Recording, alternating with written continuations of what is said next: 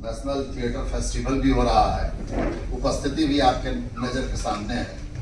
मैं दो बातों का कायल हूँ कि बोलते समय लोगों को निराश नहीं कीजिए और लोगों को उत्साहित करने के चक्कर में झूठ मत बोलिए। तो बोलने का सबसे अच्छा तरीका ये है कि ऐसे न बोलिए कि जैसे लोगों से झूठ बोलना पड़े, और सच ऐसा बयान न कीजिए कि लोगों के अंदर निराशा फैल जाए। तो सच और झूठ के बीच का जो ये गैप है, इसको कैसे देखा जाए और क्या किया जाए। तो कल मैंने एक शेर से अपने बात की शुरुआत की थी। फैज का एक शेर है कि हल्का किए बैठे रहो सम्मा को यारों, रोशनी बाकी तो है हर चंद के कम है। तो कभी कभी जैसे रोशनी को घेर के बैठने की जरूरत पड़ती है। और कलाकार क्या करता है, अगर आप देखिए धर्म के नजर से देखिए तो वेद बोल रहा है, कुरान बोल रहा है, कुरान बोल रहा है कि चोरी नहीं करना चाहिए, झूठ नहीं बोलना चाहिए। न चोरी बंद हुआ है, न झूठ बंद हुआ है, न भ्रष्टाचार बंद हुआ है, कुछ भी तो बंद नहीं हुआ है। इसका मतलब क्या है कि कहा जाए कि चोरी करना चाहिए? नहीं। कहने के लिए भी दुनिया में बीज रूप में शब्दों का बाकी रहना बहुत जरूरी है। कलाएं जैसे उन जीवन के बीजों का संरक्षण करती हैं कि कभी उदास और मौसम के गुजर जाने के बाद उचित मौसम आए तो उन बीजों को बोया जा सके और उन बीजों से फिर से नई फसलें लहला सके। तो कला जैसे वैल्यूज की कस्टोडियन होती है, मतलब कला को वैल्यूज का कस्टोडियन बनना पड़ता है, वरना जैसे वैल्यूज तिरोहित हो जाते हैं। और दूसरी तीसरी बात यह है कि आज जो हम जिन पॉलिटिकल क्वेश्चन से जूझ रहे हैं, वो पॉलिटिकल क्वेश्चन असल में संस्कृति और सभ्यता का संकट है। संस्कृति मूल्य रचते हैं। मूल्य क्या है? प्रेम। मूल्य क्या है? दया। मूल्य क्या है? करुणा। मूल्य क्या है? समता। मूल्य क्या है? न्याय। और उसी में जीवन में घटने वाली एक महत्वपूर्ण घटना है जिसका नाम सफलता है। क्या सफलता को मूल्यों का समतुल्य बनाया जा सकता है? आज सक्सेस स्टोरी हमको पढ़ाई जाती है। सक्सेस स्टोरी को पढ़ने में कोई बुरी बात नहीं है, लेकिन कृपया याद रखिए कि सफलता मूल्य नहीं है।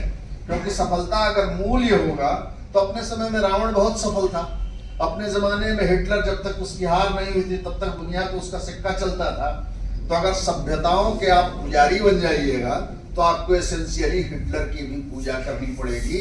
इसीलिए सफलता चाहे जितनी महत्वपूर्ण क्यों नहीं हो, जितनी इंपॉर्टेंट क्यों नहीं हो, वो जैसे मूल्य नहीं है। एक बात तो ये समझना चाहिए। और दूसरी बात, जिन बातों का हम जिक्र कर रहे हैं उसमें यह है कि दुनिया में जो सबसे महान लड़ाइयां हैं वो जीत की कथा नहीं कहती हैं, पराजय की कथा कहती हैं। करबला के मैदान में इमाम हुसैन जो है सो मारे गए, और वो कथा जैसे दुनिया के सबसे महानतम कथाओं में से, तो पराजय की कथा कभी कभी दुनिया की महान कथा हो जाती है। इसीलिए जीतने की बात तो सब कोई कह सकता है आपसे, लेकिन कला और संस्कृति आपको इस बात का हौसला देती है कि अताताई ताकतों के आगे मैदान में खड़े होकर उनका मुकाबला करते हुए हार भी गए तो यह हार दुनिया के किसी भी जीत से ज्यादा सम्मानित होने वाली चीज है। और इतिहास जैसे बहुत लंबे अरसे तक इन पराजय की कथाओं को याद रखती हैं, जीत की कथाएं भुला दी जाती हैं। अक्सर जीत की कथाएं भुला दी जाती हैं। तो मनुष्यता की जो कथा है वो पराजय की कथा भी है। इसलिए जरूरी नहीं है कि हर बार हम जीत ही जाएं। तो कलाकार इन नजरों से भी चीजों को विजुअलाइज करने की कोशिश करता है। इसीलिए मैं कह रहा हूं कि अभी जो संकट है ये राजनीतिक संकट से ज्यादा मूल्य का संकट है। क्योंकि जैसे एक जमाना था जब कोई चोर तस्कर दूसरे तीसरे तरीके से पैसा कमा लेता था तो वो चाहता था कि सोसाइटी के सारे लोग उसको एक्नॉलेज करें। तो कोई बड़ा सा भोज या पार्टी उसने रख दिया तो पता चलता था कि सब लोग उसके यहाँ जाने से मना कर देते थे, कह रहे भाई नया नया पैसा हो गया, जैसे तैसे उसने पैसा कमा लिया तो हम नहीं जाएंगे। सोसाइटी उसको एक्नॉलेज नहीं करती थी, सोसाइटी उसको इंडोर्स नहीं करती थी। लेकिन अब जो है सो वहां जाना जैसे आपके लिए इज्जत की बात है कि फलाना बड़ा डॉन है, लेकिन हम जाते हैं तो बहुत इज्जत करता है। तो धीरे धीरे जैसे क्रिमिनलाइजेशन की एक्सेप्टेबिलिटी जो है सो हमारे मिडिल क्लास के गर्भ से आना शुरू हो जाता है, उसको एक्नॉलेज कर देते हैं। तो इसीलिए जब संकट आता है तो उस संकट का बड़ा रूप तब दिखाई पड़ता है जब उसको सोशल सैंक्शन हासिल हो जाता है, यानी सामाजिक स्वीकृति हासिल हो जाती है। ग्रामसी इसको दूसरे भाषा में वर्चस्व की राजनीति कहते हैं। वर्चस्व से क्या मतलब हुआ?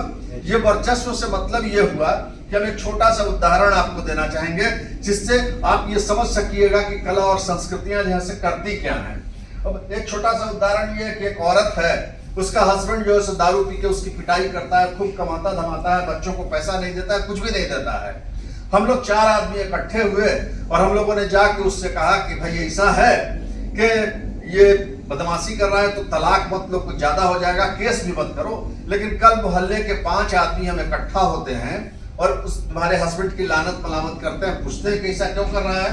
अगर वो औरत ये कहे कि फलानी सती तो अपने कोढ़िया पति को अपने कांधे पे बिठा के वैश्यालय ले जाती थी, आप मेरा परलोक ही खराब कर रहे हैं, तब आप क्या कीजिएगा।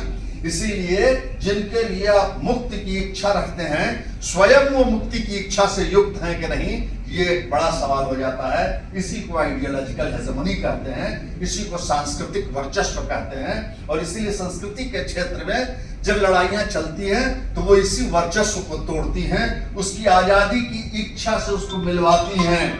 नाटक के किसी दृश्य में आदमी जो है सो एक्सपोज हो जाता है, उसको पता चलता है अरे जिंदगी का ये भी एक मकसद है। कभी कभी आप बहुत उदास हैं, लगता है कि यार जिंदगी में मजा नहीं आ रहा है, आप खुद अपनी इच्छाओं को विजुअलाइज नहीं कर पाते हैं, आपको पता ही नहीं चलता है कि असल में वो कौन सी चीज छूट रही है जिसकी वजह से आपको मजा नहीं आ रहा है। और तब आपको नाटक के किसी दृश्य में एकदम पता चलता है एग्जैक्टली कि अरे यही तो था जो हम अपनी जिंदगी से मांग रहे हैं। इसीलिए कला मनुष्य को आत्म साक्षात्कार का मौका भी देती है, उसको जैसे सबलाइम करती है, उसका उदात्तीकरण होता है। तो कला मनुष्यता का उदात्तीकरण करती है, मनुष्य को उसकी आकांक्षाओं से मिलवाती है, और जब वो मिलता है तो स्वयं अपने जिंदगी के लक्ष्यों की तलाश में खुद को सफल पाता है। और जैसे ही ये चीज मिल जाती है, एक अद्भुत किस्म की खुशी रिलीज होती है। और ये अद्भुत किस्म की खुशी क्या चीज है? मरना कोई खुशी की बात है क्या? लेकिन भगवान से मर रहे थे तो खुश हो रहे थे, इसीलिए अल्टीमेटली जिंदगी से जो उसको चाहिए था और जिंदगी के बारे में उसके जो ख्वाब थे वो मुकम्मल हो गए थे। वो समझ रहा था कि जिंदगी से हमको यही चाहिए। तो ये रूमानियत का जो खुमार है, जो आपको मृत्यु से एनकाउंटर करने का साहस देता है, ये सिर्फ कला ही कर सकता है। और दुनिया में कोई आदमी ऐसा नहीं है जो बिना मजे के कोई काम करे। मरना भी मजे में ट्रांसलेट हो जाए, मुफलिसी भी वो लगे बाप रे बाप, आपकी ये मुफलिसी इतनी पहाड़ जैसी ऊंची हो जाए कि जिसके आगे अंबानी और अडानी बौना हो जाए, तो इस मुफलिसी का आनंद ही कुछ और है। तो ये एक नए किस्म का रसबोध भी है, कला इस रसबोध करता है। और इस रसबोध के गर्भ से मनुष्यता के मूल्य रिलीज होते हैं। तो कला ये काम भी करता है। तो कलाकार जो करता है वो जैसे हम ये समझने की कोशिश कर रहे हैं कि कला कर क्या सकता है, और इसीलिए क्यों सांस्कृतिक आंदोलन की भूमिकाएं बढ़ जाती हैं। आज के जो सबसे प्रोमिनेंट सवाल हैं वो भी जो है सो सवाल जो मुझको लगते हैं कि वो सांस्कृतिक प्रश्न है। जैसे हम कहते हैं बाजारवाद। अब ये क्या है बाजारवाद भाई? और बाजारवाद से पूरा हिंदुस्तान जूझ रहा है।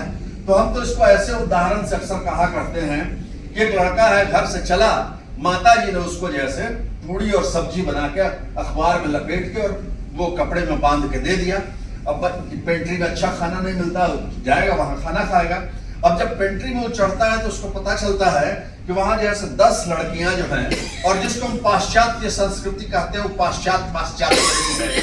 चूंकि वहां पूंजीवाद का पहले जन्म हुआ और पूंजीवाद की विसंगतियां और कुरीतियां वहां से ट्रांसपोर्ट होकर मेरे के यहाँ पहुंची। वरना वहां भी शेक्सपियर पैदा हुए थे, वहां भी एनलाइटमेंट का एरा था, वहां भी दांते पैदा हुए, वहां भी सर्वंतस पैदा हुए, वहां भी शैली पैदा हुए, वहां भी कीट्स पैदा हुए, वहां भी बायरन पैदा हुए। और वहां के जागरण ने जैसे पूरे दुनिया को जैसे एक्सपोज किया। असल में जिसको हम पाश्चात्य सभ्यता कहते हैं, वो एक तरह की पूंजीवादी सभ्यता है जो पहले वहां पैदा हुई, और चूंकि वहां पैदा होकर इधर आई, इसीलिए मनुष्य की आत्मा को उसने घेर लिया। तो इसको हम कहते हैं, वरना हमको पश्चिम पूरब से कुछ लेना देना नहीं है। हम एक वैश्विक मनुष्यता के स्वप्न के जैसे कायल हैं और उसी स्वप्न को आगे बढ़ाना चाहते हैं। तो मैं ये कह रहा था कि अब एक लड़का चढ़ा, लड़का ट्रेन में, और वहां 10 लड़कियां बैठी हुई हैं, 5 लड़के दिल्ली यूनिवर्सिटी के बैठे हुए हैं, अमेरिकन स्टाइल का अंग्रेजी बोल रहे हैं, रिबॉक का जूता है, रेबन का चश्मा है, मांटो कार्लो का सूटर है। अब वो लड़का सोचता है कि हम ये पूरी का पोटली खोलेंगे तो ये तो हमको जैसे बड़ा जैसे बैकवर्ड समझेगी, तो वो उसको बंधा रहने देता है और 8 आने का आलू 10 रुपया में अंकल चिप्स के नाम पे लेके खा के जेंटलमैन हो जाता है। माँ की ममता भी है, पेट में भूख भी है, फिर भी पोटली बंधा का बंधा रह जाता है और अंकल चिप्स बिक जाता है। This is the dictation of the market. इसको कहते हैं मार्केट का डिक्टेटोरियल बना, यानी मार्केट आपको आदेश देता है। और इस आदेश में खराबी क्या है? इस आदेश में खराबी सिर्फ पूंजीवाद का संकट नहीं है, इस आदेश में एक और खराबी है। मनुष्य की हैसियत से हमारे पास चयन का अधिकार है। आज गुलाब, कल चमेली, कल और बैल, घोड़ा, ये अलग अलग किस्म से चीजों का चयन नहीं कर सकते हैं। लेकिन जब आपको मार्केट ये आदेश दे कि यही सबसे बढ़िया है और आप उसके आदेश के फॉलोअर बन जाएं, तो ये आपके बीइंगनेस को चुनौती है, ये आपके ऐतिकता को भी चैलेंज कर देता है। तो एज ए ह्यूमन बीइंग जो आपको चैलेंज कर रहा है मार्केट, वो जो जीवन में कष्ट ला रहा है, जो लूटपाट मचाए हुए, जो भ्रष्टाचार मचाए हुए, तो एक अलग बात है। लेकिन मनुष्य के रूप में आपके मनुष्य होने के शर्तों को वो चुनौती दे देता है। ये जैसे चैलेंज ऑफ बीइंगनेस है, जिसको जैसे बाजार आपके आगे प्रोजेक्ट करता है और वो नए किस्म का चीज करता है। जब हम छोटे थे तो मेरी माता जी कहती थी कि रूखा सूखा खाए के ठंडा पानी पियो और देख पर आई चुपड़ी मत ललचाओ जीव। अगर आप नहीं ललचाइएगा तो बाजार में अनाप शनाप चीजों की जो भीड़ लगी हुई है, उसका खरीदार कहां से आएगा? आपके तृप्ति और तृष्णा के रेगिस्तान में इस बाजार का विस्तार है। इसीलिए बाजार कंटेंट नहीं होने देता है आपको। पहले कहते थे कि फलाने के दुकान की लस्सी इतनी अच्छी कि एक बार पियो तो दिन भर मन बना रहता है। अच्छा का परिभाषा ये था कि जो आपको संतुष्ट कर दे, जो आपको तृप्त कर दे, वो अच्छा है। अब कहते हैं कितना अच्छा, इतना अच्छा कि एक बार पियो तो फिर पीने का मन करता है, ये दिल मांगे मोर। तो पानी प्यास बुझाने के लिए नहीं है, पानी ये प्यास बढ़ाने के लिए है। तो ये जो संकट है मनुष्यता के आगे, इस चैलेंज का मुकाबला पॉलिटिक्स नहीं कर सकता है। इस चैलेंज का मुकाबला जब भी करेगा तो कोई सांस्कृतिक आंदोलन ही करेगा। और इसीलिए हमको अपने आप नाक खुला रखते हुए अगल बगल की दुनिया का ऑब्जर्वेशन और उसके लिए एक सटीक पक्ष का चुनाव, इसीलिए कला जो है सो हमेशा उत्पीड़ितों के पक्ष में होता है। सौंदर्य के पक्ष में भी अगर इसको मान लीजिए तो एक लड़की जिसका रेप हो रहा है, ये सबसे दुनिया का हीनियस दृश्य है। ये सुंदर दृश्य तो हो नहीं सकता है। एक बच्चा जैसे फटेहाल घूम रहा है, अगर ये सुंदर दृश्य नहीं हो सकता है। एक औरत जिस माँ के स्तन में दूध रही है और बच्चा उसको चिचोड़े जा रहा है, ये भी सुंदर दृश्य नहीं हो सकता है। इसीलिए प्रतिबद्धता फलाना ढमाका की बात छोड़ दीजिए। अगर आप सौंदर्य को भी समर्पित हैं और अगर सौंदर्य की सृष्टि करते हैं, तो सौंदर्य एक समग्र चेतना का नाम है, जिसमें स्वतंत्रता, न्याय सब कुछ समाहित है। इसीलिए आप एक पक्ष को चुन लेते हैं और यह पक्ष होता है इतिहास में उत्पीड़ितों का पक्ष। इसीलिए कि सुंदरता का पक्ष जो है उत्पीड़न के खिलाफ संघर्ष का पक्ष है। शुक्रिया दोस्तों।